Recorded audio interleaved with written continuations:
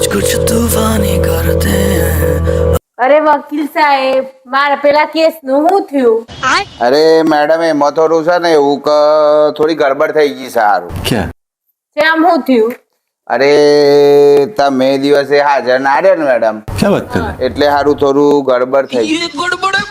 અરે સાહેબ, તમે તો મને હાજર રહેવાની ના પાડી હતી ને એમ કહ્યું તું કે તમે તાર હાજર ના રહો તો હું બાર બધું પતાઈ દે. बात तो सही है. પણ એમાં એવું થયું ને મેડમ કે જજ સાહેબે તાર બીજા આવી ગયા. જે મેં પેલા જજ સાહેબ નક્કી કર્યા હતા ને એ ના આયા, એટલે લોચોય પડી ગયો કે મેડમ તમારા ઉપર ધારા 129 ને 142 લગાવી દીધી. એટલે 129 ને 142 ધારા એટલે હું? એમ કે તમે સારું કોર્ટનું અપમાન કર્યું. रुको जरा. અરે સાહેબ, હું કોર્ટમાં આવી નહીં અને હું શોથી અપમાન કર્યું હે? એ તો તમે જે કોર્ટમાં ના આવ્યો ને એ જ કોર્ટનું અપમાન થયું કહેવાય. પાછું બીજું હું, મેં તમને ફોન કેટલા કર્યા હતા, 5 વખત ફોન કર્યા હતા, તમે ફોન ના ઉપાડ્યો. અને સાહેબ, હું શોથી ફોન ઉપાડું? હું તો બેસનામાં હતી. પાછું લોચો એ પડ્યો કે ફોન ના ઉપાડ્યો ને મેડમ તમે, હા. એટલે પેલા જજ સાહેબ ગુસ્સે ભરાય ને તે તમારા ઉપર 2 લાખનો દંડ ફટકારી દીધો. 2 લાખ રૂપિયા? 2 લાખ રૂપિયા. પણ સાહેબ, શું આટલું બધું કરવાની જરૂર હતી? મેં તમને ના તો પાડી હતી કે આટલું 300 રૂપિયા હતા પર્સમાં, એ પર્સ ચોરાઈ ગયું, એમાં આટલું બધું શું કરવાનું આવ્યું? હવે આપણે કેસ કર્યો તો ચોરને હાજર કર્યો, ચોર હાજર થયો ને તમે હાજર ના થયો, તે ચોરને આવી ગયો કોન્ફિડન્સ, ચોરને તો મજા આવી ગઈ, તે ચોરે પાછા 5 લાખનો તમારા ઉપર માનહાનિનો દાવો કર્યો. 5 લાખ રૂપિયા? અલ્યા ભાઈ વકીલ સાહેબ, જે પાકીટ ચોરાયું તું ને એમાં પૂરા 300 રૂપિયા નતા. આ બધું ચો કરવાનું આવતું તું સાહેબ? અમો કર્યો હોય ના આવું, એ તો ચોર જીતી ગયો, તમે હાજર ના થયો એટલે. અલે સાહેબ, કોર્ટમાં હાજર થવાની તો તમે ના પાડી હતી મને.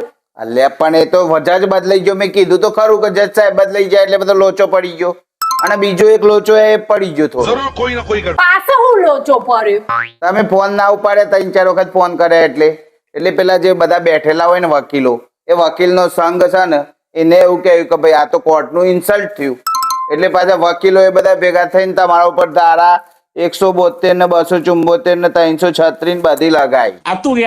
સાહેબ, આ બધી ધારાઓનું હું પાછું? આ બધી ધારાઓ એટલા માટે છે કે હવેથી તમારું જે અપમાન થયું બધું પેલું કોર્ટનું તમે અપમાન કર્યું, એટલે બધા વકીલો ભેગા થઈને તમારું આધાર કાર્ડ, પાન કાર્ડ, ચૂંટણી કાર્ડ આ બધું રદ કરી દીધું. હવે તમે છે ને આ દેશના નાગરિક જ નહીં. હું આ દેશની નાગરિક જ નહીં? ના, હવે એ તો થાય હું, પણ હવે બધું અપમાન થયું ને બધું કોર્ટે નક્કી કર્યું એટલે હવે એ જ થવાનું. એ તો હું સાહેબ, તમે 300 રૂપિયા ને પાકીટ ચોરીમાં આટલું બધું? અરે પણ એ તો ભૂલે આપણી થી છે ને, આપણે હાજર ના રહ્યા, ફોન ના ઉઠાયા આપણે. बात तो सही है. આ પાકીટ ચોરી ને એમાં 300 રૂપિયા થી વધારે નતા.